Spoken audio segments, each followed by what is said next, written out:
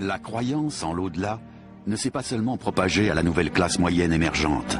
De l'avis de certains experts, le livre des morts est même allé jusqu'à influencer les textes sacrés juifs et chrétiens.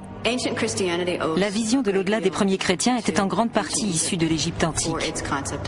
C'est d'ailleurs logique, parce que la plupart des pères de l'Église chrétienne étaient égyptiens de naissance.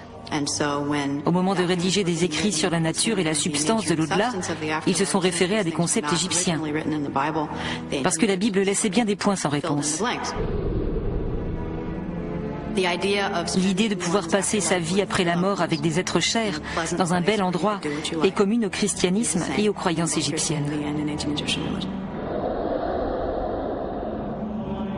L'iconographie chrétienne elle-même ne serait pas sans rapport avec l'ancienne Égypte.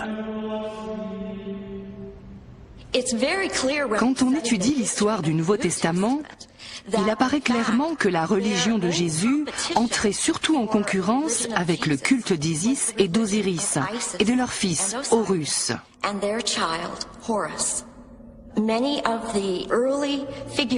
Beaucoup des premières représentations de la Vierge Marie avec l'enfant Jésus sur ses genoux sont inspirées de statues d'Isis portant le pharaon, son fils symbolique.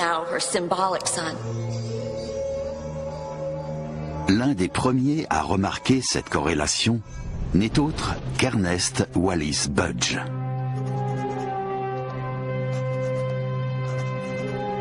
Le fait est que les Égyptiens croyaient en un dieu, Osiris, qui vécut sur terre où il connut une mort horrible, puis ressuscita d'entre les morts.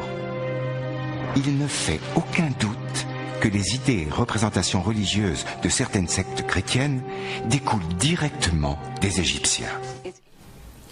Voilà, donc là...